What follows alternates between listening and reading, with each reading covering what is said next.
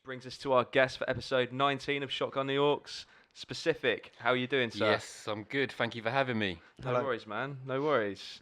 So we're talking about a selection of records you brought along tonight, one of which being your latest album. Yeah, I bought a few records with me. My latest album, which came out a month ago on a German label called Britcore Romance, the Aux Circus. Oh, cool, man. So do you want to tell us a little bit more about how the record was produced? Yeah, of course. Yeah. As a producer, my thing is really to produce a record that kind of reflects me. So it's kind of a bit of a mishmash of lots of different styles, lots of different emcees, lots of different DJs, but ultimately my production, with my face on the front taking all the glory. So that's yeah. So no, what I've done over the years, I'm quite good at networking with people, and I'm good at twisting people's arms into getting involved with my crazy projects. And this is fortunately for me the second one I've done, and it's great. It's more of like a compilation of a lot of the artists that I've linked with over the years, which is for me actually is better than. Let me start again on this. Some people produce albums, right, and they go, right, I want to get this MC, and they'll go out and give them a load of money for it to get the feature on their track. To me, that's a bit soulless. Yeah, it's cool that they've got them on there, but for me, it's all about like this. Basically, captures a time with people that I'm cool with, people that I do gigs with, people that I put out on record. So, for me, that's what it does. It captures something that's a part of my life at that time. I think that's a really good work ethic as well, and it almost shows that you kind of giving almost kind of homage to the people you've built the scene with in Bournemouth, I mean, as well. Because, you obviously, you live in Bournemouth. You're not from Bournemouth originally, right? No. My kind of hip-hop life kicked off in Bristol. That's where I was from originally. Good scene in Bristol, man. Yeah. Healthy. Yeah, very much so. And then I moved to Exeter, and I was really surprised down there. It was really local, but the talent was just incredible. And it was still quite connected to Bristol, so that worked out quite well. And then I moved up here about 11 years ago. Yeah, man. So what initially got you into hip hop music? Because I know that you've got kind of ties with like Britcore and all that kind of stuff as well, and various other like subgenres. Just stop there. Sorry, explain to me what Britcore is. It's a fraudulent name. A fraudulent name? Yeah, the record label hate me for saying this. Yeah. No, go for it, man. I'm going to tell you all about it. Do it. Right. So the Germans... Yeah. They're the biggest fans of UK hip hop, yeah. Right?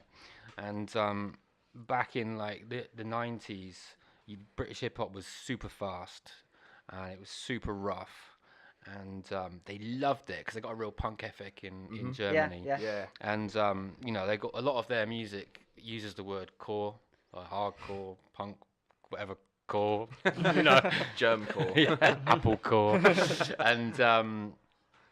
Basically, they kind of took, this is the way I see it anyway, they took that style of music and they gave it the name Britcore. And it's kind of stuck because a lot of people that now kind of use it as a subgenre. Right. But to me, it's just UK, it's just hip hop. Yeah. Just more like faster and more kind of gritty. Yeah. I mean, I'm not Britcore. I do some tracks that are kind of in that kind of style, but my style is anything from, Tribe Called Quest kind of beats to classic, to kind of. Well, I'm not as good as Q-Tip at producing, but kind of more mellow stuff up to faster stuff, because that's kind of my history, really. Yeah. Nice one, man. So what, like, getting into hip hop around, because there's a specific year that's quite notable, and it's the name of one of the other albums the year you were born. Yeah. So basically, I started my kind of start with hip hop, like many people in the first generation, was breaking, and I was a b-boy first. I was in the crew called Crazy Style Crew, and I was one of the youngest in the crew. And for those that don't know what breaking is, would you elaborate, please? Oh, b-boy and breakdancing. Oh yeah, come on. Yeah. No, I know what you're all about, man. I'm just saying, like, as in for the okay, sort of listeners. Yeah, no, not expand for everyone. So was that your kind of like gateway to like hip hop culture? Then was through kind of b-boy and. Yeah, it was through breaking. Well, breaking came to this country, like, it just took over. Within a very, very short space of time, everybody was breaking. And then with the breaking was the graff. And then with the graff eventually became, making music and rapping and stuff. But definitely first was no doubt was breaking and popping and graffiti. Because you know the Second to None crew. Yeah. Who are like Bournemouth natives as well, and they're I knew a few of them. I was aware of them before I moved here, and when I moved here, I was the first person to go and go, hello, it's me. And legends, mate. Legends. Yeah, man. Cousin put me onto a documentary, The B-Boy Mercenaries. Oh, yeah, incredible. And it was crazy, man. How they were saying how like the first hat that they fashioned was just cutting out some of the deck chair on Bournemouth Beach and sewing it into the head spinning hat. Yeah. What was the documentary you were on about? Huh? When you were on about a same documentary. Yeah, was that the one? Yeah, you put out? Yeah, because it was our manager at work actually. Okay. That put us onto that. Who's a disco DJ, Ocean Grooves. Okay. I don't know if you've heard of him. No, I don't know the name, but yeah, he first put us onto it, and I watched the documentary. Man, it was cool. It's incredible. I mean, the thing with those guys, I mean, they again, I mean, from the South Coast, they were just doing their own thing. They weren't being influenced by the places, and by doing their own thing. And I think this is actually quite an interesting angle. I got a friend who's doing a book on it. I mean, it's about regional hip hop, and what we've noticed around the country is there's always been a lot of focus on London. Yeah. But if you go outside of London, people seem to be more hungry. And I'm not criticising London. I'm just saying that when you're from the countryside and there's not so much to do, they're spending more time focusing on their talents and skills. Yeah. So there's like little pockets of around the country where the talent is through the roof. And it's only just becoming discovered the kind of historic talent that was in these areas. And Second to None is a good example of that. I mean, they were a breaking crew, doing their own thing, actually being laughed at, to be honest, at some stage, because breaking was out. It wasn't fashionable anymore. I remember when that was part of the documentary, they touched on that, and they were just like, fuck it, we're just going to do it anyway. They were like, this is what we want to do. And and the thing is, the mad thing is they went out to Europe, and Europe were like, oh my God, these guys. And basically, they help inspire Europe. And to breaking is now, sponsored by Red Bull. It's huge. It's going to be in the Olympics. And I've got to say, those boys probably had some part to play in the fact that it's there now. Wow. No doubt about it. Why do you think Europe sort of accepted it and we didn't? We did, but over here we kind of we're very into stuff, and then we're kind of fickle to a certain extent. No, we're quite into like the latest thing over here. Yeah, that's what I'm saying. Like more kind of the latest fad. Unless you're in the scene and you you really appreciate it for what it is and you follow it regardless. Well, hip hop also kind of was moving rapidly from the early 80s. It was really moving quickly, and by the end of the 80s, people weren't dancing on the floor anymore. They were basically doing, I don't know if you've seen like house party and things like Kid and Play, Kid and running Play, on the spot and all that sort of stuff. That was kind of like the dance of the time. It was more kind of socially acceptable in clubs rather than spinning around your head knocking people's drinks over. So, but what the thing is about the Germans is they're always hard. Going back to that core thing, they're hardcore. They want their stuff proper. They're going to be painting. They're painting trains. They want to see dancing. They want to see. Yeah. Is this more prominent in Berlin than say like Bavaria? Because I was going to say Berlin's quite a progressive, quite liberal. It's a great city. It's I love amazing Berlin. city. Probably one of my favourite places in the world, man. It's so incredible. Cool. I've been fortunate enough to play in Berlin. Oh, really? And Hamburg. I'm going back there again this year. I've been going for the last few years. Yeah. And it's one of my favourite places to play. Yeah, I want to big up to the Hamburg crew. Big up to my man Todd in Berlin. Yeah, they're just passionate for this. In fact, just a little touch on this. I've just started a crew with a guy from Hamburg, and he's on production. I'm on cuts. Nice. And we're doing a whole new project called the Sentinels. Wow, man! Watch this space then. Yeah, you heard it here, people. This is an exclusive. Hell yeah, I like that. But yeah, Berlin's kind of. I mean, it doesn't sleep, does it? No. So, what's the longest set you've ever done? Oh no. No, the longest set I've ever. Well, if we're doing like a live show, it's just an hour. Whenever you're an hour. But if DJing wise, oh man, 5 hours, something like that. Really? Yeah. I got stitched. I played at this Slam Sanctuary thing over at Prevail the other week, and I was DJing for like a BMX jam. Yeah. They're like, oh yeah, start at 6. And I was there at 11 o'clock, still playing. I was like, oh, good. I need to sit down. Dedication, man. Yeah, just a lot of music. I love it. So just through music and sorry man, so just through sort of music and DJing, that's brought you around that's made you travel a lot then, surely. Yeah. Well, actually, more so. I mean, going back in the early O's, I was in just me and a guy called Project C, and we did gigs. We did gigs Exeter, Bristol, London, Birmingham, and we got as far as Manchester. Yeah. And then we kind of sort of didn't do that so much anymore, and I was doing a bit of DJing, and then, like I say, hip hop was kind of on its arse really in 2006.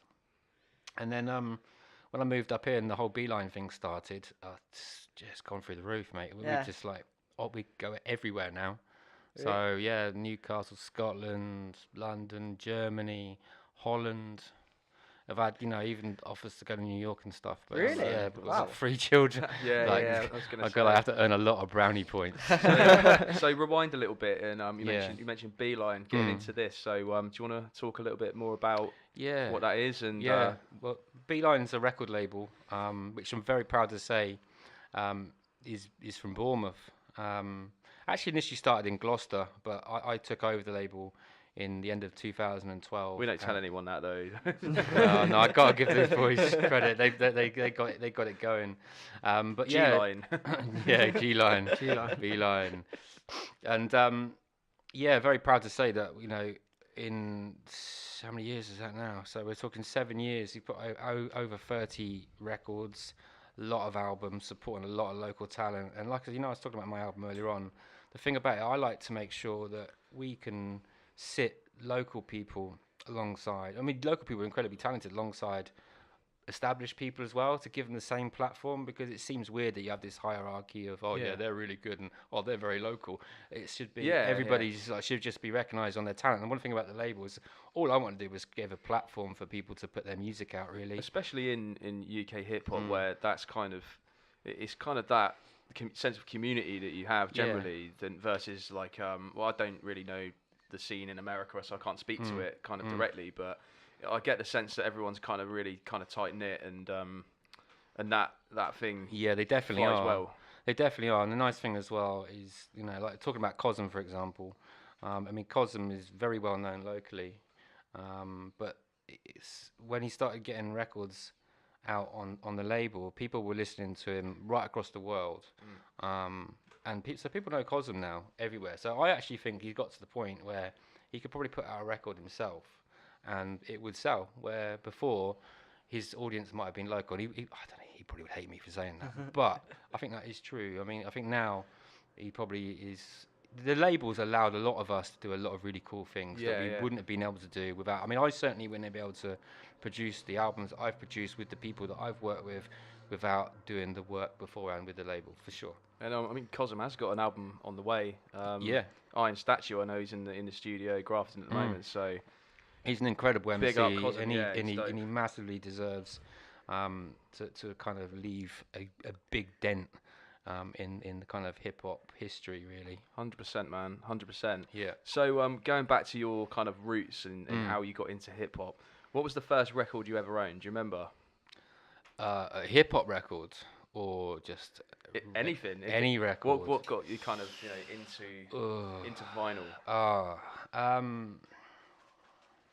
That's a really tricky one. I know what my first record was because my nan bought it for me, and it was by a group called Adam and the Ants, and it was called Prince Charming. Oh, I know. You know that one? Yeah. The New Romantics. That's style. right. Yeah. And she bought me that, and I quite like that song. yeah. It was for me the whole record thing. It's a bit like when you're a kid and you're kind of like looking at stuff. You're like, if you're a skateboarder and you're buying skateboard magazines, your goal, if you're hungry, is to be in that magazine. Like if you're a DJ, the first thing you want is, I want to be on a flyer, or I want to be playing out. And like if you're an artist, you think, what's the ultimate goal? Well, the ultimate goal has got to be to get an album out. Yeah. And if you're going to get an album out, surely the best way to do that is going to be on vinyl.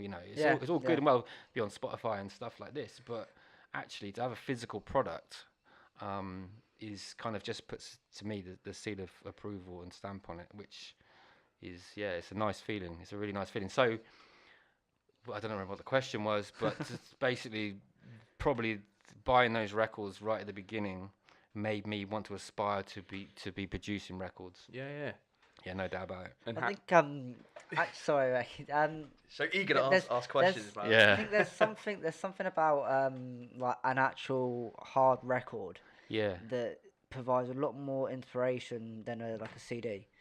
I don't know what it is. I think it's just where you kind of look. You look at a record and you can actually see like a physical big project. You've got the artwork on it. Yeah. If you have an insert, you've got an insert in it, and you've got like the actual big physical thing. Yeah. And as that is essentially, right down to the basics of what hip hop sort of came from. Yeah. It is very, very important. Well, you're absolutely right, and that is another really, really key point. Is that with hip hop, the roots of records, because the soundtrack to hip hop came from DJs playing records. Yeah. So that is a very crucial part, and of course, the other thing as well, like you say, it's a big product. So when people when they buy it, they're actually like spending their money on something they can physically see, they can read it. They could, we used to know. I know record labels inside out, everything that's written on them. What's on the run out grooves. You just know, and it's just like you have that kind of relationship with a record when you buy it, because you kind of invest your money in it, then you invest your time in it.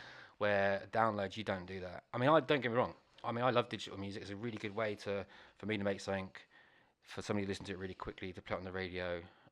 But if you're going to make music, I think you're not doing yourself any favors if you make it, send it to everybody, it gets listened to once, put into a folder, or delete it and move on. You consume it differently as well, don't you? Yeah, with digital music, you can just kind of skip through an album. Yeah. Like, jump around an album any order. But it's more of an experience when you put like hard wax on. You're just kind of taking time to really kind of appreciate it. Yeah, I totally agree with that. So have you got a process for, say, if you've bought a new album and you've got time to listen, or is it more of a collecting first and then revisit stuff? Well, at home at the minute, I've been on a bit of a spree lately, and I've probably got about 20 or 30 records that are sitting on my coffee table, all ready to go through. And I can't skip. I have to make myself a cup of tea, get a couple of chocolate biscuits, sit down, and just kick back and listen to the whole thing in order. But then at the same time, if I'm doing stuff for radio shows, I will literally download everything, skip through everything, go like that. I'm gonna play it, and then I kind of and then if I really like it, I'll go and buy the album. Well, that's the thing as well. The record you devote so much more time to. Yeah. You can. I think. Where we're doing the podcast and we talk about music all the time. Yeah. We're always like sharing different records or albums to listen to, and it's just like getting it quickly through Spotify. But like you say, if you listen to a record, you've got to like sit down and actively sort of listen to. You can't put a record on in the sort of background in a sense, because then you have problems with it skipping. You've got to always turn it and stuff like that. It's a really weird one, because it's like a real love and addiction, and also it's a massive ball and chain as well, because like it's like a fungus. It just keeps growing and growing and growing. Like if you buy records, that stack you've got over there, before you know it, all those will be filled, and it's like, I need more. That's it. It's like collecting. It's just something that you can't actually, logically, it doesn't make sense. No. But it doesn't matter, because life's too short to care. You just got to go with it. I totally agree with that. It's nice to hold on to something pleasing as well, isn't it? Yeah. And also, just like, I don't know about you, but when you're a kid and you're inspired by parents, you look at what your parents are doing, and if they got stuff kicking around the house, whether it be books, I bet you all remember like a book or a photo or a tape or a CD or something. And I think this world we live in now, where everything's sort of on the phone, it's the kids haven't got the analog era is kind of but then again, I think it's back again, though, isn't it? It is, 100%. I think like VHS videos and all that stuff as well. It's becoming kind of, are they back? Almost trendy, because it's that retro. Yeah, it is kind of like Blockbusters is open? No, that's dead and buried, man. See that South Park episode? What's the other one that was in Winton? Flicks. Flicks. That still is open, mate. No, not Flicks, not Flicks. In Winton, it was where Content. Is that where you get your dirty videos from? No. Yeah. Do you know what? Is it Triple X? No. It's fuck, I can't remember. I've got a story to tell on this. I can't remember. There used to be this video store which I used to go to in Devon, and you used to walk in the door, and they used to have all like the horror stuff on one side, and all the latest releases. And if you went through this little curtain at the back, You get all the mucky stuff. Oh man, Aidan knows all about that. Oh, that just reminds me of the time that I went to Amsterdam, and they've got the Amsterdam. the €2 booth, and you can go in, and then it's just like dodgy floors. Oh my god, man. People coming after you, mopping up. Yeah, it's dirty, man. No, well, yeah, I've heard about it. Hypothetically speaking, of course. Yeah, this is a family show. It's amazing how you know it's €2 though. Well, okay, I went when I was young. It was sort of like a rite of passage sort of thing. You know, it's all right. My girlfriend doesn't listen to this. The rotational girl. Well, yeah, you know. Yeah. But you know what? The thing is not to look at the girl. Look at your friends who are on the opposite side. Yeah. Let's look at their faces. You know what they're up to. Yes. That's funnier. It is. Oh man. Anyway, hip hop. We digress, people. But yeah, no, I think you are right in terms of like owning like something physical as opposed to something digital is kind of massive. But there's almost two ways of looking at it from like vinyl collecting. So you go back to kind of the dawn of hip hop and break beats and collecting vinyl and repurposing it for other stuff. Yeah. Which is the fundamentals of hip hop music effectively. But then you've got collectors who go out and seek a specific record because they want it versus like say a producer or someone like yourself who picks up something very obscure because you want to repurpose it into something else. Do you know what I mean? I think do you know what? I think it's really, really interesting. I was having this conversation yesterday. We were talking about the way you can buy records now in 2019. You can go onto Discogs. I don't know if you're familiar with Discogs. Yeah. You type in records. You choose the quality. You can buy from the country that like buy a US import, or you can buy a UK version, and you can buy whatever you want. Yeah. Producers, obviously searching for beats and samples and bits and pieces. Used to go digging in record stores. Nowadays can go on to, they even go to people that deal in breaks. So there's breaks dealers, and you can go and buy like stuff that might not have been used. That's a really hot sample from somebody, and that's cool. Cuts out the kind of. But to me, the kind of the real fun bit was like going to the car boot sale on a Sunday, really, really hungover, and just buying a stack of rubbish for like whatever for £1, and going home and just finding that one little thing you think, oh yeah, I've made a track here. Have you ever watched Rhythm Roulette on YouTube? Yeah, I have. Yeah. Oh man, have you seen the Ninth Wonder episode? No. It's fucking incredible. But it's just to get they dig in, they grab records and they say, right, you got a sample of that and that, and that's and I think that to me is a lot more legitimate. People bitch about people sampling off of YouTube or MP3s, but to be honest, I don't think that like. It's still the same principle, isn't it? But it's just a different era. Yeah, but if you just because you bought a record from Discogs or a dealer, you haven't found it, you haven't dug it. Yeah. Right. I think to truly dig, you need to go out down the recycling centre, in the charity shops, people's lofts, like and find the records. That's digging. That's that's finding the samples. And it's a gamble as well, I guess, as well. Yeah, totally. Because half the time you pick up a record because you like the look of the cover. And interestingly, the ones that are really good are often the ones that have the covers that are really rubbish. So it's like, So have you got any kind of standout producers who influence you over the years, or have you always just done your own thing? There's always loads of standout producers. I can name check the obvious ones. Obviously like Pete Rock, Lars Professor, and people like that. Marley Marl, Mantronics, for like 80s style. But if you look at like the UK, I mean, some of the best beat diggers come from the UK. I've got to give massive props to like Mr. Thing. I mean, that guy, his knowledge of records is incredible. He's an amazing DJ. People like him, just like their understanding of records. I mean, there's quite a few people, like DJ Format. Oh man, DJ Format and Abdominal from back in the day. Yeah, DJ Format's knowledge of records is incredible. Is he from the UK, DJ Format? Yeah, he's from Southampton. Yeah, I was going to say, because DJ Yoda's from down here as well, isn't he, somewhere? I didn't know Yoda. I didn't know Yoda was down here. Little fact for you. Yeah. Yoda did a mix CD for Box Fresh in 2003, and he used one of my records on it. Ah, sick, man. Yeah. Do you remember which one it was? Yeah, it's called Chopped Potatoes Part 3. It's like a mashup of electro, and it's like a cut and paste thing. That's it, man. I remember DJ Yoda. He did like the A-Team remix and all that stuff back in the day. Because he played at Consortium as well. Well, it's not Consortium now. I don't know what it is now, but I think it's a pizza place now. Is it? Yeah. It's a pizza place for a Costa. I don't know, Starbucks. mate. Is it? Starbucks. It was like Lola Lowe's or something like that. That was a really good venue. I did start playing there a little bit with DJ Roast was putting nights on there, nice, and like man. Stig played down there, and a few other people played down there. Stig of the Dumb. Yeah. Because who was it? Who put us on to? I think it was Rayman when he was on, or Rain MC as he goes by now. Some of the battles that happened, like just on Richmond Hill. Yeah. So watching a couple of those during the week, and it's just kind of mad to think that it's just on your doorstep. Yeah, I know. There's been a lot of really cool stuff that's happened, and I think that one of the mad things about Bournemouth, though, the first thing I noticed when I moved here was how sort of kind of spread out the scene was. Lots of people don't know lots of people, but lots of people are all into the same sort of things. It was really weird. It's almost like you need some kind of like social network. Well, there was. Platform. I mean, there was this thing. Almost like a podcast.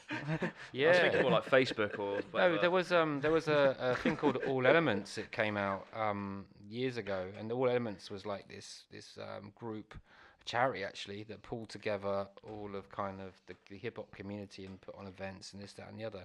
But it ended up, I suppose, being more of a kind of a charity looking after kids and sort of doing workshops for kids rather than kind of embracing the local community, which it started up to do. That's my view anyway. But yeah, it was a cool initial kind of like place where everyone got to know everybody else.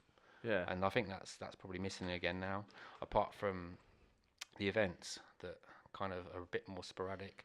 Once upon a time, G was doing quite regular events. Yeah, Boogaloo. Yeah, and these obviously not. I think these things come in waves though, and I think they do. And G was saying as well, Bobby, when he was on, that it's driven a lot by like students as well.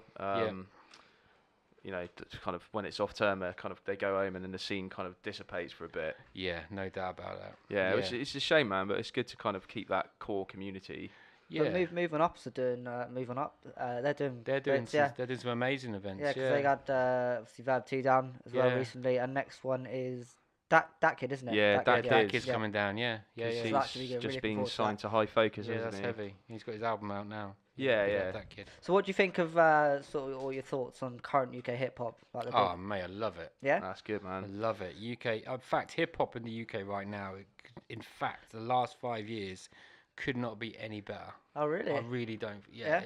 I mean, people always go on about this kind of golden era, but to be honest, the last 8 years has been a golden era for me. I mean, there's been so much good stuff. That's refreshing to hear, man, because there's so many different opinions on it. Yeah, I mean, the kind of music that's come out in the last 8 to 10 years has just been nuts. And then before that, like I said, it was a bit dead, in my opinion. But you go back to kind of like the early O's, and you had like Task Force, Low Life, and stuff like that. So that was heavy at that time, and then Jess was coming through. But yeah, it seems to me that we kind of like there's a massive scene for a period of time, then it kind of dies out a little bit, then comes back again. Yeah, it comes in waves, like you said. Do you think the information age kind of like has helped that? Oh hell yeah! You know, like social media and kind of digital streaming platforms and all of that kind of thing. Because like High Focus are obviously killing it, and you got like Blah Records, Yogo Cop Records. They're all making like really really good music. Yeah. But it's helped along by kind of the visual content they're putting out. They're prolific. What these guys are doing, they're really, really committed to it. Because it does drive the scene. Yeah, like 100%. Consistent like content coming out really, and it's like I think I love YouTube because it's the best way to get it's the quickest way to get like the newest stuff. Yeah, everything's uploaded to YouTube first. Or might be Spotify, I'm not sure, but you see it on YouTube first, and you see the videos. And I love how it like literally there is daily videos coming out, daily new songs from like you say, Blah Records, Yoga Cop, High Focus, RD, whatever. Yeah. And I think it is, like you say, it is in a really, really good place. I think UK hip hop is in a very good place, and one thing I like about YouTube, especially, is because like once upon a time when magazines were big and like radio was big, you kind of like as a fan, and I'm still a fan.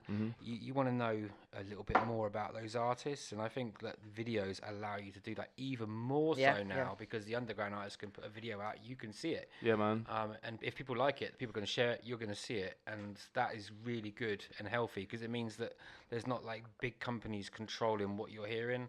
It's like what I like about it now is if it's good.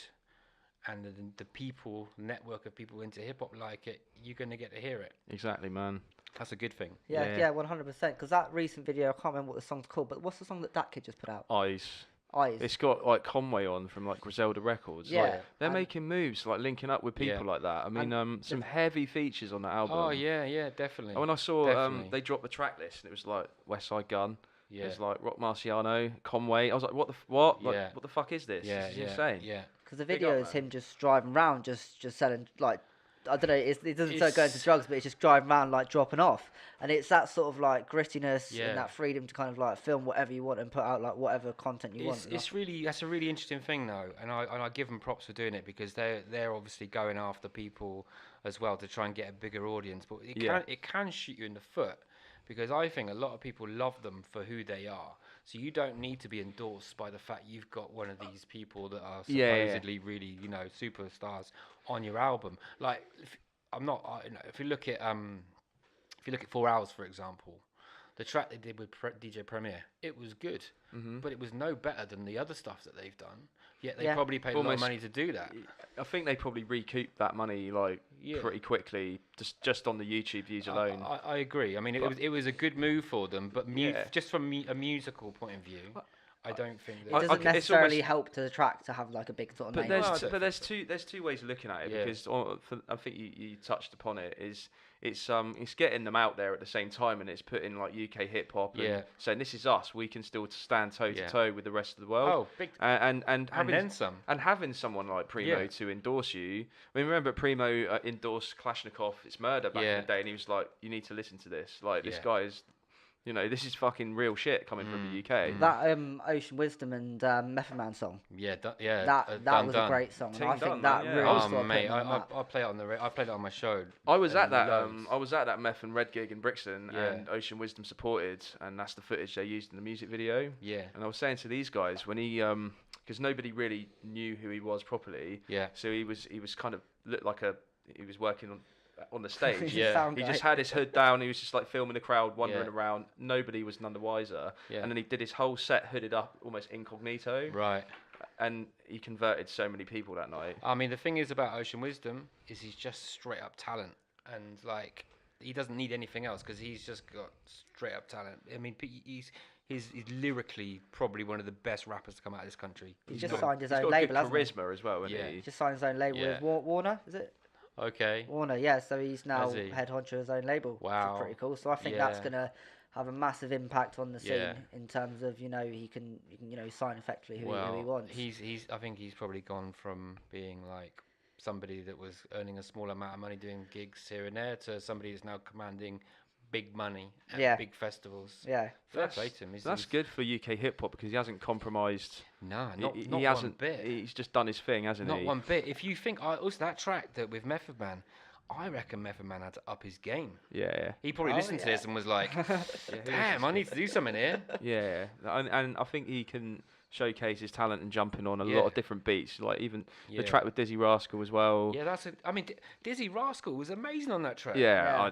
And Dizzy Rascal is known for being quite he's quite introverted to a certain degree, and he won't jump on any old track unless he has faith in that artist. Yeah. So I mean, the thing is, speaks volumes really. It's also quite brave because if somebody like Dizzy that kind of probably has this ego because of his pop success and so on, to jump on a track with Ocean Wisdom, he's obviously thinking to himself, right, I've got to come correct here, otherwise I'm going to look like a bit of an idiot. And it's fair play to Dizzy. He smashed it. It's a fucking amazing track, isn't it? Yeah, like Rodney P as well. The track with Rodney P and Roots Maneuver, that's also great. But he's had other features like that track he did with Jess, like Less Is More. Yeah. Was Chester P on that one or the one before? I think Chester P was on that album. Yeah. Quite like that track actually. I think the nice thing nowadays, if you look at, like we were talking about, I think this started about the quality of UK hip hop right now. And like, if you look at the MCs that are from this country right now, we've got some really like standout talent. Yeah. Real standout talent with really recognizable voices that you will never forget. And if you think back to like, this is the thing I always sort of go back to, is like the early US hip hop stars. You know all their voices. You know Big Daddy Kane. You know Rakim. And I think people will be saying, do you know what? I recognise Rodney P. I recognise Roots Maneuver. I recognise Ocean Wisdom. I recognise Leaf Dog. I think Leaf that's Dog's where an we interesting got to. one you called out. He's got a very kind of like, if I was going to compare him to anyone in the US, it'd probably be like Be Real. Yeah. He's got that kind of like that nasal style. But it's distinct, isn't it? Yeah. But you know the story about Be Real, right? Where how he started spitting in his own accent, and he was like, people were like, this is whack. Yeah. So he went home and then he came back with this voice. Yeah, I mean Cypress Hill were just like throw your set in the air, just all that stuff. It's just going back to amazing. To Roots Maneuver. There, he is. I would say personally, like he's up there with like sort of godfathers of UK hip hop. A massive sort of influence in the industry and a massive, just really individual. Yeah. Nothing else sort of like him. The sort of style. It's that sort of boom bap cross with bass line, cross with slightly electronic music. Yeah. Like it's a mad sort of style. Yeah. Oh, totally. Yeah. No, but he's an amazing artist, Mm-hmm. and I think that like you say, his albums, they come as like a whole package, which is I think he's someone as well that's done it all himself. Yeah. He hasn't sort of gone to labels, or I think he's just put out all his music with his own sort of money, no sort of labels to leverage him up. And rapping about like cheese on toast. It's just yeah. You got to give props to that. Well, yeah, and people like Maestro as well. I mean, Maestro. Oh yeah, Mice Diggy, sorry, I get that wrong again. Yeah, because he was doing Fubar Radio for some time, wasn't he? Getting people on. Yeah. I mean, that's a really, really good platform just for like any heads really, just to say, I've got bars, can I jump on? But he's he's a proper hip hop head, Maestro. Did you see the track he was on, DJ Supreme? They did the remix of R.A.P. No, man. Oh my god! If you haven't seen it, do you know DJ Supreme from Hijack fame? No. Right, Hijack were like one of the first biggest UK rap crews to blow up, and they got a proper deal with Warner Brothers. So DJ Supreme. Was this before the kind of like London Posse days? Or No, this is about the same sort of time. Were they rapping in British accents or American? Interesting you should say that, because it was definitely a twang to it. It was definitely an American twang. Comanche Slayer, definitely an American twang. And but the production was proper like rough hip hop. But anyway, Supreme is a legend, and he's cited by Cuba as being an inspiration, DJ wise and stuff like that. But anyway, he started producing some stuff recently. And this came out, and his videos have got a huge amount of views on YouTube. And he did a track with Maestro. It's a remix featuring Maestro, Rams and Bad Bones, and a few other people. And it's just amazing. It's proper hard UK hip hop. Mm-hmm. So yeah, if you get a chance, check it out. It's called R.A.P. by DJ Supreme. Nice, man. Is there any stuff that you don't necessarily fuck with in hip hop in general, or is it kind of just like, No, I've got an open mind for everything. Yeah. But my thing is all about ability. Like, for me, hip hop was always about battling, being better, and not like if you're a b-boy, it's all about having like if you're doing a move, you need to better the next. You need to better the move the person's just done. If you're doing graffiti, like the rules used to be, you can't paint over something unless you can better it. Yeah. So if you're a rapper, really you should be as good as you can be, and not sloppy. So where I'm going with this is like if you look at the legends, the wordsmiths of the game, Rakim and people like that, and you look at some of the MCs now that are kind of making massive amount of money doing mumble rap, which, like I said, I'm not criticizing it at all, because there's some of it I like, but some of it to me is really sloppy, like lyrically sloppy. I just don't understand. I think it the best way of articulating it is that it's made as more of a vibe. So as opposed to, because it's more like party sort of music, isn't it? I'm a lyrics I like lyrics. I like kind of what I don't get from other genres of music, like kind of rock and stuff. That's why I listen to rap music, because I like lyrics. Whereas with mumble rap, it's kind of repeating the same phrase, and it's very much kind of vibing off a certain energy. Yeah. At least that's my understanding of it, because it's not something I naturally gravitate towards. Yeah, they definitely kind of, like you say, there's definitely a vibe there. There's no doubt about that.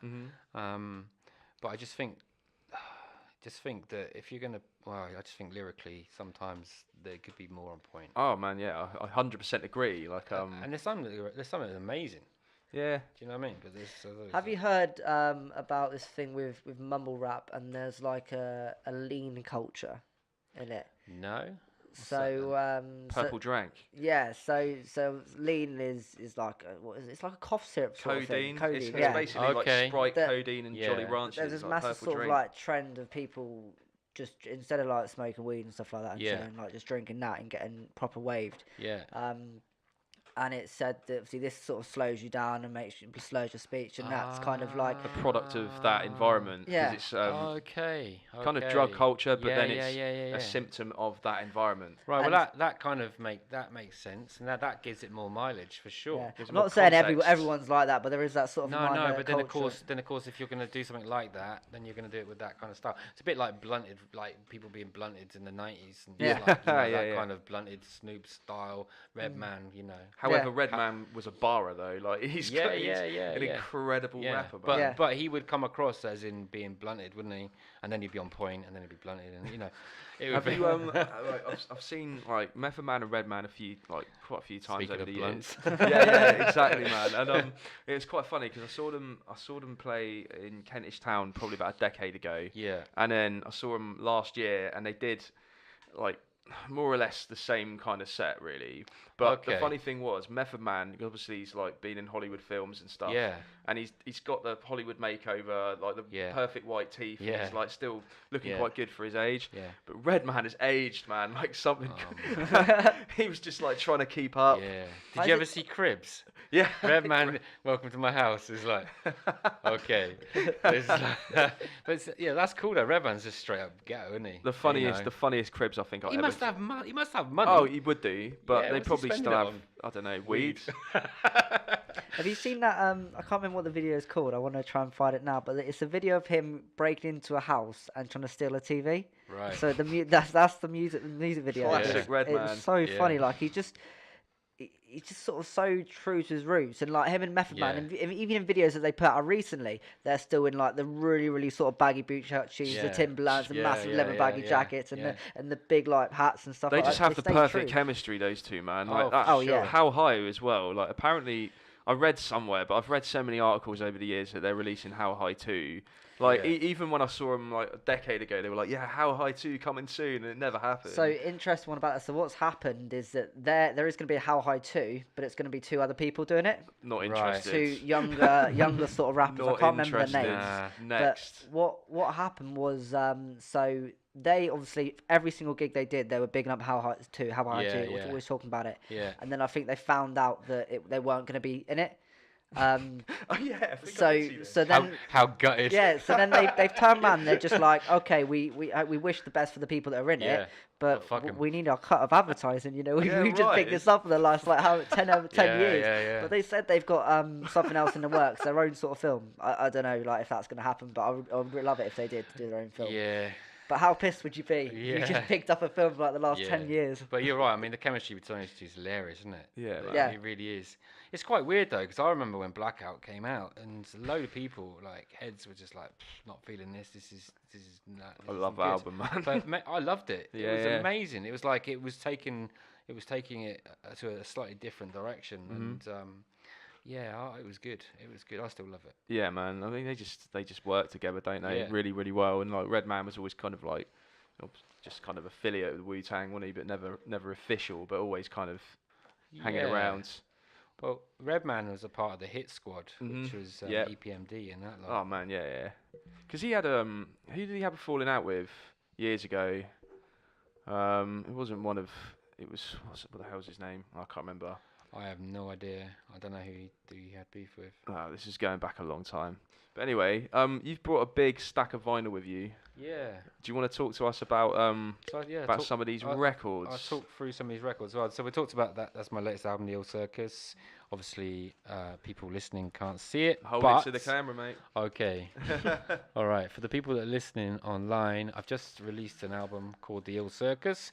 Came out on a German label called Britcore Romance and 3 different vinyl types featuring a load of different artists. We talked about it earlier on, Cosm to rappers from the States and Canada. So I've got Ghetto Socks and Nilla. So I don't know if any of you guys are familiar with the Canadian boys and girls, but they're just incredible MCs. Sol Zales from New York, another amazing MC. Uncle Mike Nitro. Figure of speech. This just goes on and on and on. And of course, my man Whirlwind D. But there's that's my thing really. Is I think I mentioned it earlier on. Is just to get involved with lots of different people, bring lots of people together, and create something. And this is a record that I was particularly interested in because of just the cover art, just the names on the back, just everything about the kind of aesthetics of the album. So what's this one then? Well, this album is Jabba the Cut fingertip music, and Jabba is like Jabba the Cut, what a great name. Hardest working person I know. Because you were on the decks with him at the Wu-Tang gig. Yeah, that's right. But Jab's like sells beats, does cuts for people. So he features on more records than you'd ever know. It's unbelievable. Drop some names. No, you just need to read the back of this. He does beats. He does lots of beats. He does lots of cuts, and he's involved with a lot of people. He's done stuff with Cool G Rap and people like that. Yeah, I love Cool G. Anyway, so big up Jabba. He's a hard-working DJ. He needs to get his ass out more rather than staying in the house all day long. But come on the podcast. That's right. Come on the podcast, Jabba. But yeah, big up Jabba, and his album's dope. He's got Dizzy Dustin on there from Ugly Duckling. Who else he got on here? Serious features. Wordsmith, Scorsese, Don Street. There's Spitfire. There's loads of people.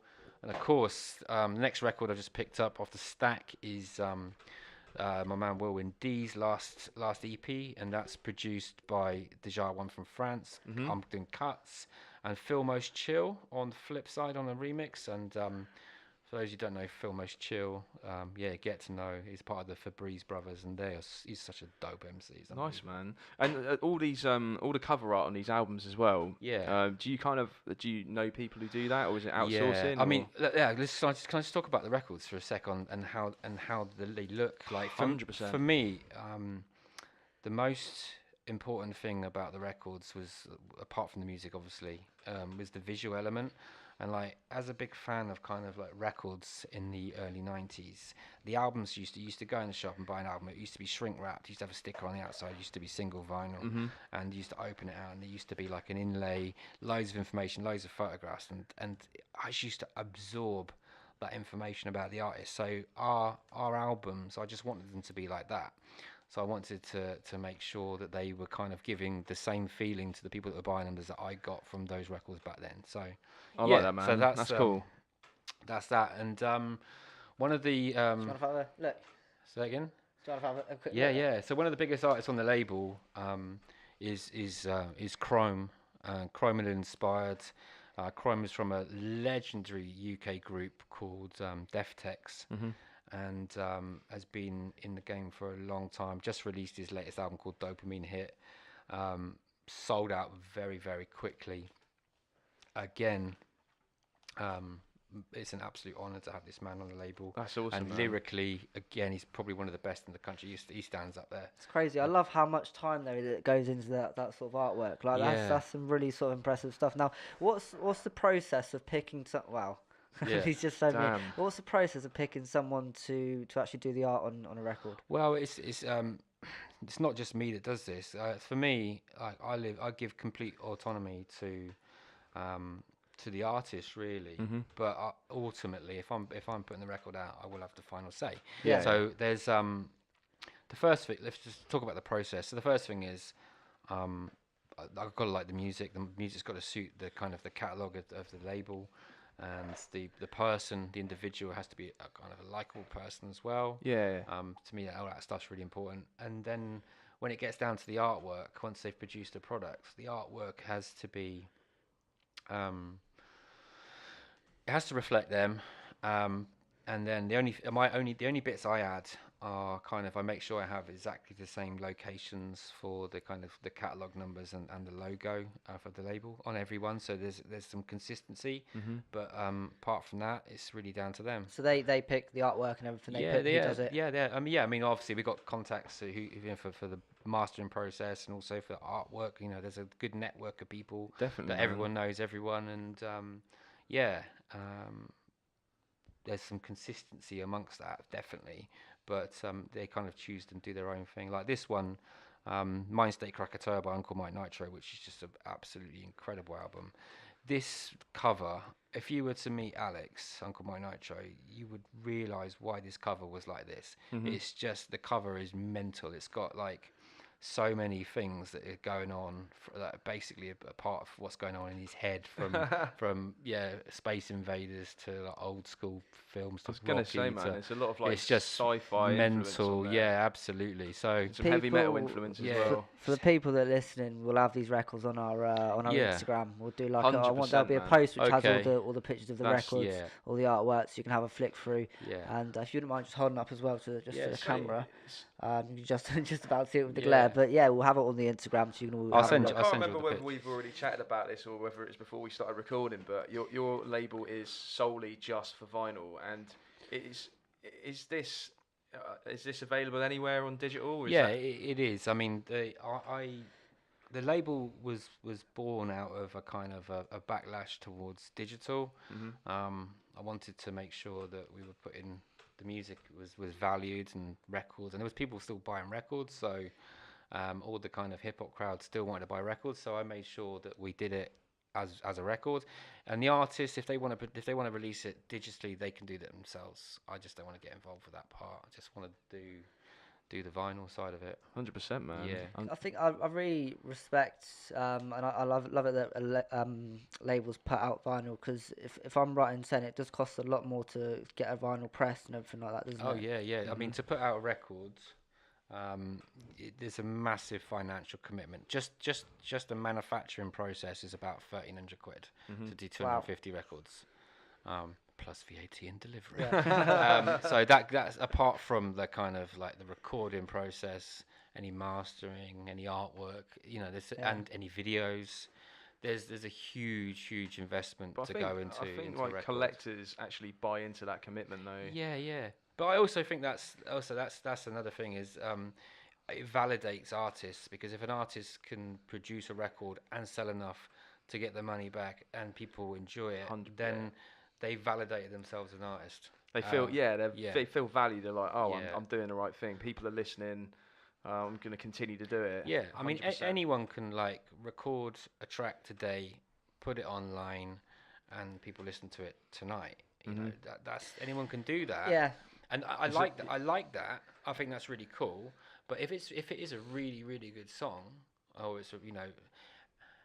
it will be gone. It will still be gone tomorrow.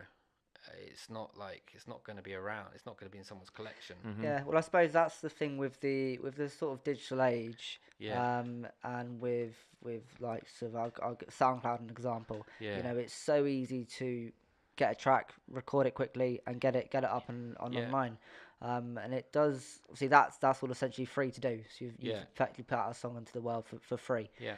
And although that's it's a great tool to get your name out and to get your sort of thing out there, it's tricky because it's not sort of I'm trying to think. It's not like time, like when you've got to get a record and you've got it pressed, that's timeless sort of thing. But then when you've got the digital age, there's always going to be another sort of song coming after. There's something that. like you scroll through it, don't you? You flip through it, you on to the next thing. I think as well, it's good when people upload, say, just like videos of themselves like spitting bars. It's good if that supplements like something bigger, like something wider. If it's like promoting a project, or it's just kind of like, this is what I'm about, check out my stuff, I'm completely all over that. But if it's just kind of I'm spitting bars aimlessly and I'm not going anywhere with it, not that you shouldn't do that, because like you should be creative, do what you're going to do anyway, but just consider maybe manifesting it into something. Yeah, I think I'm not going to criticize any outlet for music, because I think that nowadays the ability that people,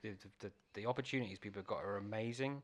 I mean, the fact that you can live somewhere, anywhere, and put something up online for people to listen to. is really, really good. Yeah. It's also you know. You can be quite a brave person to do it as well, because you know, you can be looked at. You're putting yourself out there, man. You can be criticised as quickly as you can be praised. If, you know what I mean. It can be quite a ruthless place, the internet. Oh man, 100%. So going back to the records, there's also, I mean, there's so many angles on this as well, because you could say, well, actually, you could put, if you've got money, you could put a record out and and validate yourself, but. This label actually was started with one record, and then it's paid for itself all the way through the process, and taken everybody on the label on a journey to gigs all across the world, and videos and opportunities and sponsorship. That's and dope, all man. sorts of things. I like that. From one very, very small start, with no real financial return, just a continuation of music and opportunity, and that's all. That's all it's done. So it's not. Somebody could easily turn around and say, well, if you've got the money, you can put it out, and But for me, as soon as the people weren't going to buy it anymore, then it's time to say, okay. Yeah. Because this isn't about me. This is about hip hop, and it's about the culture, everybody else. It's the movement, exactly. Yeah, totally. Go back to that. When you've got the money, you can sort of do whatever you not. Put it out, but sort of you can do effectively what you want. I think that's when we spoke about having Raiden on before, and we were talking about music videos and budgets, and saying how actually when you're on a very limited budget, that actually sort of spurs more creativity. Oh, 100%. 100%. As I was saying to you earlier on, people that live out in the sticks, they're kind of more hungry. In fact, people always find a way. Yeah. In fact, the people that have money are typically the laziest people. Yeah. It's people that don't have the money that will find a way and really, really work hard. Yeah, they're hungrier for it. Yeah. Yeah, 100%. Totally agree. We said about music videos for like different favours and stuff like that, and just sourcing whoever's about really to jump on. And you've got it now. Like I think Serb's put up a poster saying, you've got a music video coming up. Who wants to just come and just jump in? Just he's got his Come True label as well. That's right. Yeah. Big up Serbs. Yeah. I've got a lot of time for what that guy does. Yeah, man. He's a good pioneer of pushing kind of the Bournemouth sound. He makes some really kind of like obscure, really dope beats. That really cool project beat he did maker, with Cosm was Scratch from the King's Table. That was dope, man. Yeah. He's got ties to Outkast crew, doesn't he? That's right. Well, yeah, his dad's Crease, who's one of the OGs from the Outkast. Yeah, and the Outkast crew. Yeah, the Outkast is basically one of the longest-standing graffiti crews in the UK. Is it? Because that's the thing as well. Like we don't really talk about it much, but there is, with hip hop, a massive sort of graffiti culture. Yeah. And Bournemouth's got it has had it, like you say, Bournemouth in its waves has had its sort of graffiti. I mean, I only follow it through my friend being into it. But like you say, you said about the artwork in the tunnels around Bournemouth and the underpasses. And it is great. And I think it does go hand in hand with hip hop, especially like the sort of personalities as well. The music, and I think it's a really cool thing.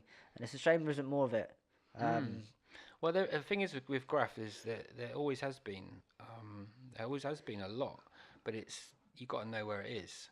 Yeah. So there's always been like what's called halls of fame. Like there's spots where everyone goes and paints that are cool, and there's illegal things that people do that take pictures, and you don't ever see it. Yeah. Or you used to see it in the magazine, you don't see it now. It's more of like the stunt, isn't it? It's like the thrill and Nowadays, thing is everything's on top these days with obviously. Cameras and social media, so people obviously been a lot more protective, and rightly so.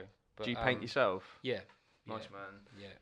So did you do that before you got into music, or is that something that happened hand in hand? It all sat hand in hand. See, the mad thing about hip hop, and as it came to this country, it was kind of delivered in one big package, and that one big package was like breaking music.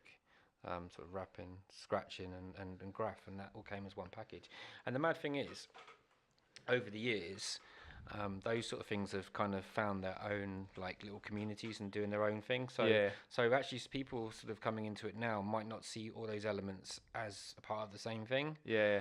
They might just see them as their own separate things. The pillars of hip hop. Yeah, that's right. And to, there's a lot of old school heads as well that think, well, graff was graff before hip hop, and fair enough. Yeah, but actually, in the kind of late 70s and early 80s, the people that used to go to the jams, the people who used to do the flyers were normally the graff writers. The people who used to dance were normally the b-boys. The people that were DJing were the DJs, obviously, and the people that were hosting were the rappers. So there's your 4 elements. Yeah, man. Yeah, and then the knowledge as well. Yeah. The fifth. Yeah. You see it, I suppose, come across in, that's what I love about like records. You have the chance to just put out essentially like all the pillars into one sort of project. You can have your graff piece on the front of the record, or not necessarily a piece, but whatever. It's sort of graff incorporated in it. Did you design your logo? No, that's actually done by Dare One. He's the actual founder of the Outcasts. Yeah. But yeah, I mean, to be honest, I could have done it, but actually, I kind of like the fact that he'd done it. 100%, man. Yeah. But the label was always represented all the elements of hip hop. So I don't know if you guys. I did some jams when the Winchester was here, and those jams used to be called the Beeline Jams, and they used to be basically crews all day doing live performances. There used to be b-boys, used to be DJing, used to be record fair out the back, and used to be graff going on at the front. Cosm actually texted me and asked you if you were planning to do another Kings Park jam eventually. He wants it. There's demand for it. Yeah, there is a demand for it. So that's the Kings Park Graff Jam, is it? Or? Well, we did that. That was amazing. I mean, I don't know if you're familiar. I mean, we had like Aztec, Tizer, Bonsai. We're talking like some of the best graffiti writers. I've seen to follow Tizer on Instagram. Yeah, in Kings Park. Yeah. And like, yeah, it was mad. It was mad. So it'd take a lot to organise something like that again. No, it's not too bad, to be honest. No. Yes, it's about time with me. I do events up in Bristol at the minute. Since the Winchester died, I've been doing some like because I do all day hip hop events, and so I've been doing them in Bristol. Because I haven't until now really found a location in Bournemouth that is as good as the Winchester for doing that kind of event. What ones have you done in Bristol? I do a thing called Rope-a-Dope. I've been to one of those. Have you? Yeah, I've been to, my missus used to live in Bristol. Oh, so okay. I can't for the life of me remember who it was, but who was playing. But there was someone like when I went in, there was someone scratch. It's like a little pub, isn't it? Yeah. And they got a wall, and it was Nurks that was playing at the time. That's right. Yeah. And he's really sort of talented. And, well, I got Nurks up to paint. Well, Nurks is in Outcasts. Oh, is he? Yeah, he's in the crew as well. Cool. Yeah. He's a really sort of talented writer, and I've seen his stuff on Facebook recently. It's taken a different sort of turn, but it's really cool stuff. Yeah. Really talented kid. Yeah, he's oh man, he's got to be one of the most hard-working graff writers that I've ever known. Yeah. Right. I'll tell you a story about Nurks. It's going to sound a bit weird, by the way, but so I was painting. Probably 2011. I was in town and I was painting quite regularly, and Nurks got hold of me on Facebook, friend to me, and said, "Oh, yeah, I really like your stuff, and can I come watch you paint?" And I was like, "Yeah, who are you?" And it turned out he's a 14-year-old kid. Yeah. And I'm like, this is just a bit, as an adult and as a 14-year-old kid messaging you want to come and meet up with you. You're like, this might look a bit dodge. So he said to me, when are you painting next? And I was like, I'm painting down in town, a fusion wall. On Saturday morning. What time are you going to be there? I said, I don't know. It depends. I'm probably going to be hungover, so it could be. I said, if you come down about 11, I'm probably going to be there. I would have just rocked up, or would have been there for a little bit. Right, I'll be there for 11. Well, okay. At this point, you weren't taking it too seriously, because you were just like, Well, no, there's a kiddie that's got in contact with me, and he just wants to come down, and I'm like, okay. So anyway, I'm down there painting, and then this kiddie comes down on his scooter, right? And he's like, all right, yeah, I'm Danny. Oh, hi, Danny. Oh, yeah, And he's like, I've only got 5 minutes. I've got to go. I said, where you got to go? He's like, I've got to play football. I said, oh, right, okay. He said, I've just scooted down from Columbia Road. Oh, right. So for the listeners that don't know. For the listeners that don't know, this is about 4 miles from town, 3 miles from town, Yeah. something like that. So we're talking about a 14-year-old kid that's got to get ready for football. That's scooted 3 miles downtown for 10 minutes to say hello, to scoot back. That's how much that kid loves graff. Yeah. And from that point onwards, I was like, man. Yeah, I got the ultimate respect for you. You know, it's always it's always man. people like that, like younger kids like that are reaching out, and you just kind of at first you just be like, okay, this is a bit weird, but it's always those people that are kind of the ones that are actually like now making sort of moves. Man. You know, he's traveling all over the world now, isn't he? To be honest with you, there probably won't be another writer from Bournemouth that makes as big an impact as he's made. I mean, yeah, absolutely. I mean, there's you know, if you go back to second to none, we'll talk about Junk for a second. Like Junk is, he won't mind me saying he's an old boy, right? But he's one of the original kind of style masters, graph wise. But he invented mixing paint between two cans. When you couldn't buy cans for graffiti, just nick it from the garage. He made a nozzle that you could push together and mix two colours to make a different colour. What? Wow, Proper groundbreaking. He was an innovator. Innovator. I love that, man. Yeah. Love so that. Bournemouth, I tell you, there's some serious hidden talent here. Did you see that that diagram that Cosm drew?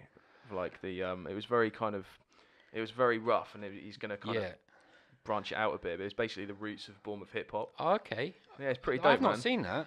Yeah, I have to show you after. I mean, Cosm's actually a bit of a secret talent when it comes to art.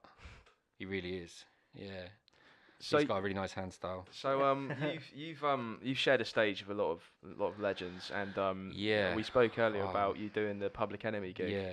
How was that, man? Oh, mate, it was incredible. I mean, it was. Do you know what? It was really weird. I was well nervous in the daytime beforehand. I don't get nervous at gigs, but it was just like I think I was just like a really kind of excited kid. Yeah. Like, and to see those people in the flesh and to stand on the same stage and do our thing in front of all those people, and then to be followed by Public Enemy. I mean, I got a video of it, and it's just like, oh man, it's just a treasure. It really is. Did you meet them? Yeah.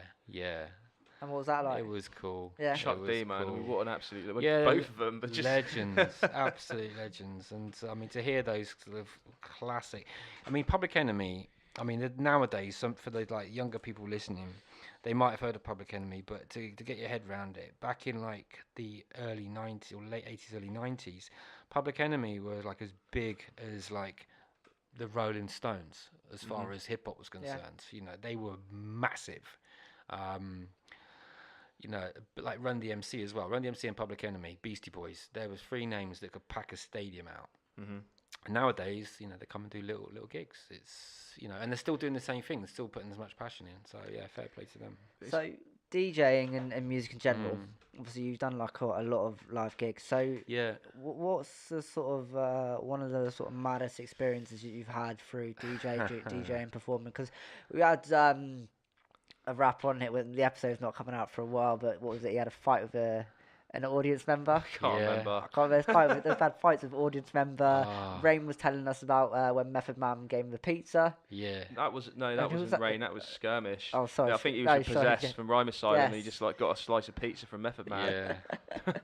But yeah. Oh man, I got so many stories, but I got a really recent story. I was DJing and I'm playing. And this girl comes in, she's off her head completely, and she's like, what did she say to me? She was going, I'm really dirty. I'm really dirty. And she's like licking my face, and I was just trying to DJ. And the bouncers looking at me going, you're right. And I was like, not really. And I'm like, I'm all right, because there's a girl licking my face. It's quite cool. But I'm trying to DJ, and she's really messing with me. So they threw her out. Anyway, she came back in again. She's like, I really want you.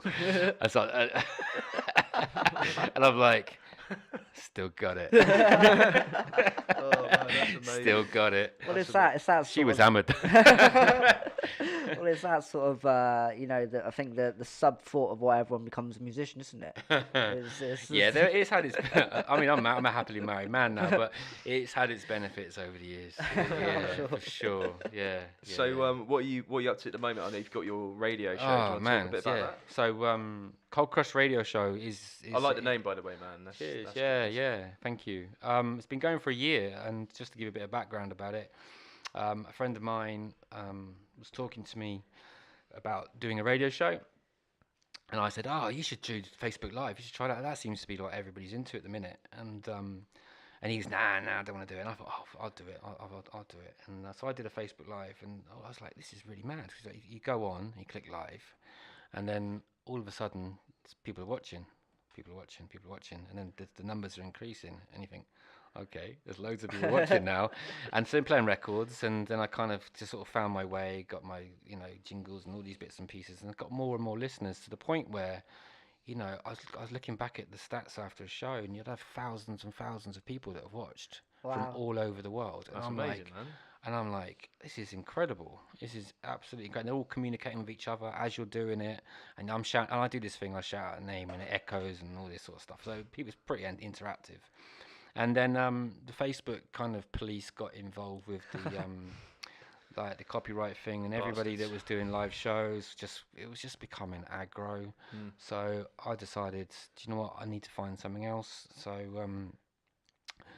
Trax FM, which is a London pirate, originally one of the original London pirate radio stations, got in contact with me and said, "We've heard your show, we love it, and we want to give you our prime time Friday night slot." And I'm like, I'm taking it. So I do Friday nights on Trax FM, and sometimes I have to pre-record. Often I have to pre-record it because I'm often doing gigs and stuff. But it's is that there? No, that's a different one. Do you want to shout out the frequency where people can hear it? Yes. Well, actually, the best place to check it is traxfm.org. It's like I said, originally a radio station in London, so broadcasting to London area, but on the internet, traxfm.org, and that's you can get that all over.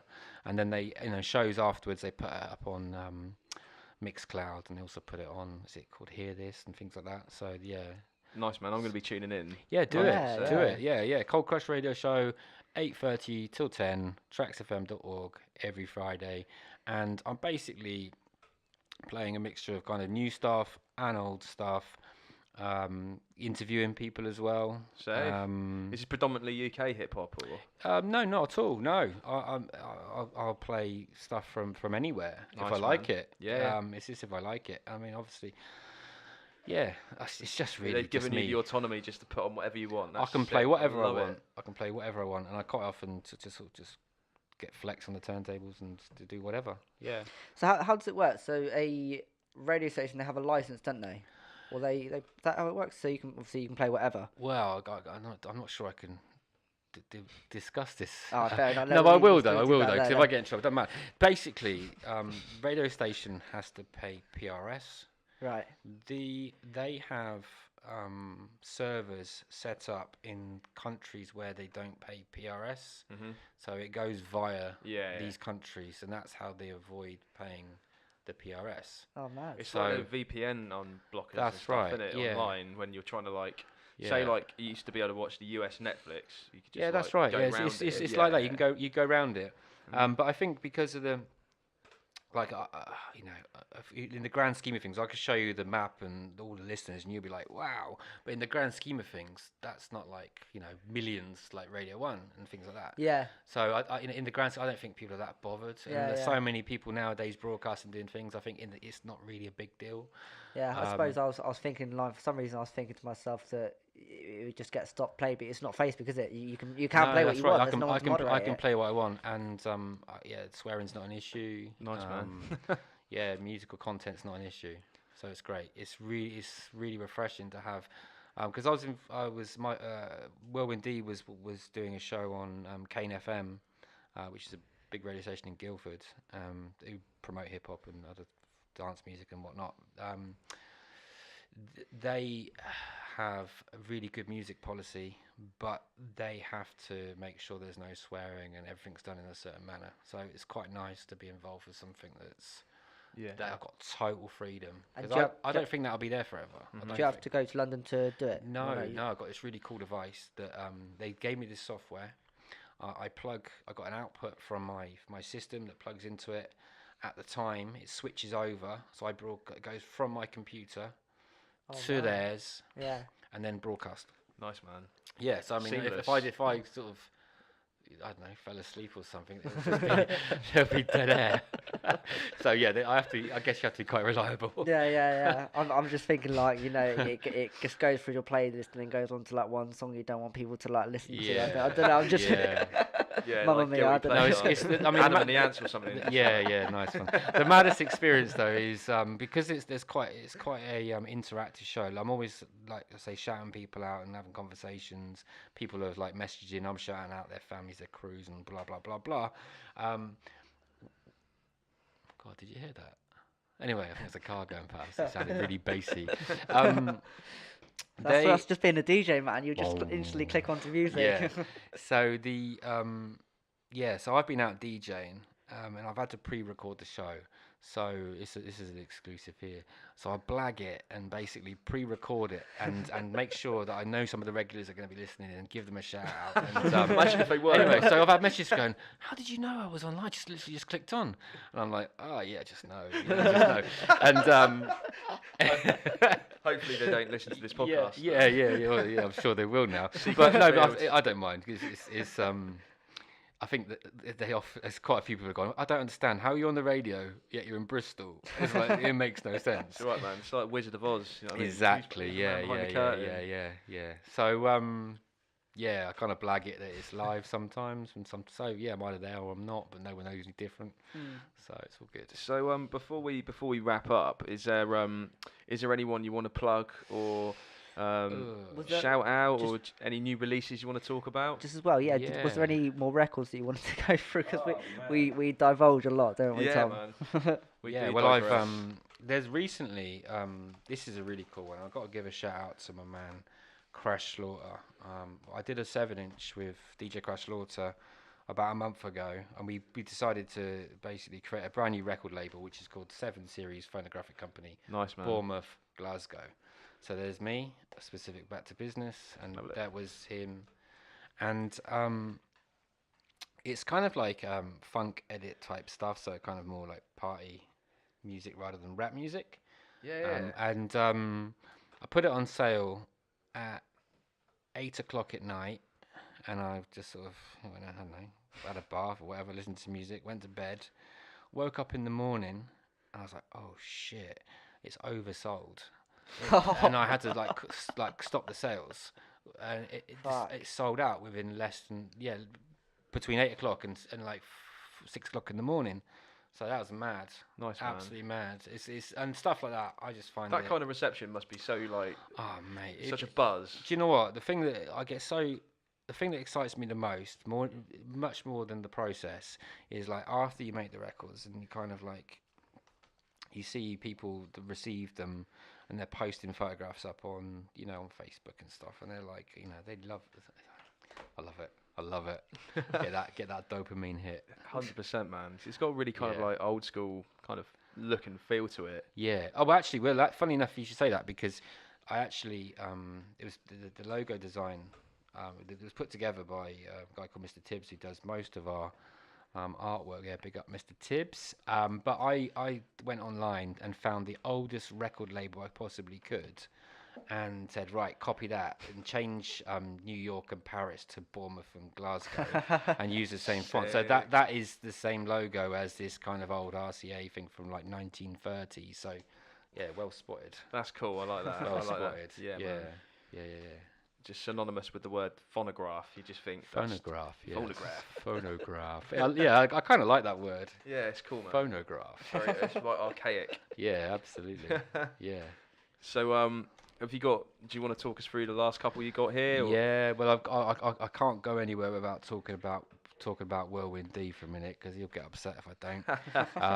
He's a good friend of mine and very passionate about hip hop. Radio producer, writes for Record Collector magazine. We've done so many shows. Last year we actually put a CD together, which is like us on tour CD, and everywhere we went, we just sold those.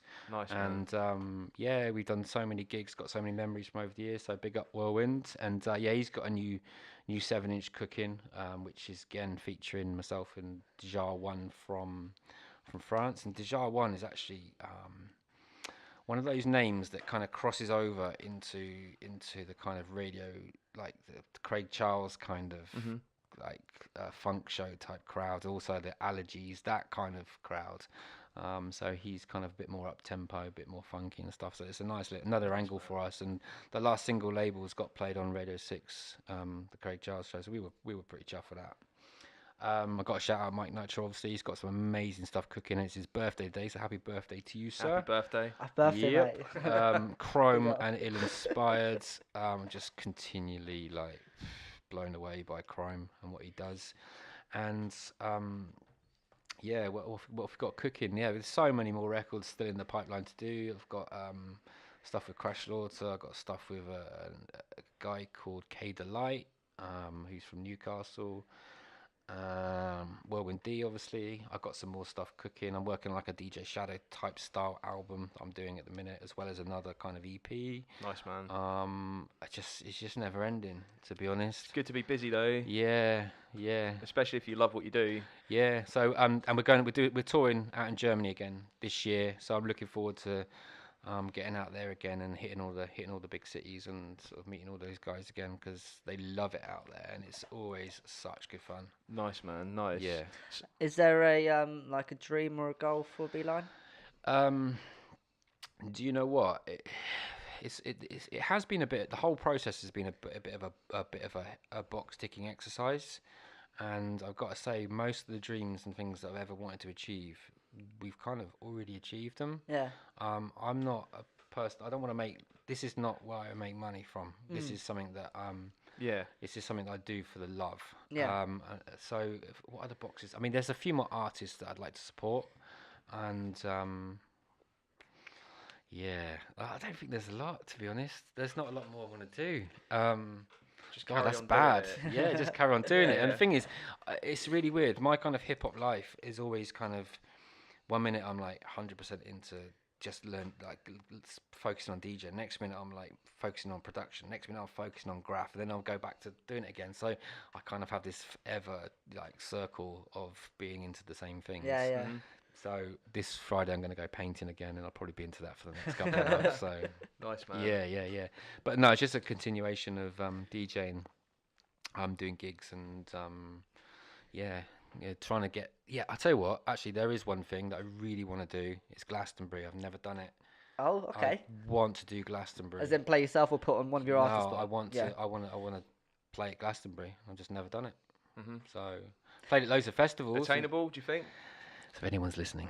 If anyone's listening, you got the links. Yeah. No, it's definitely doable. I think we just need to apply ourselves and just sort of go and speak to the right people and get it sorted and stop like talking about it and just go and do it. Because that's what I've done in the past. It's like, if you want to do something, just go and do it. And,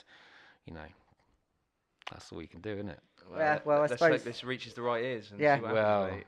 We will see. Yeah. So, where can people find you online? Okay, so for records, there is the Beeline Big Cartel website, and you just type into Google Beeline Recordings, and that'll be the first thing that comes up.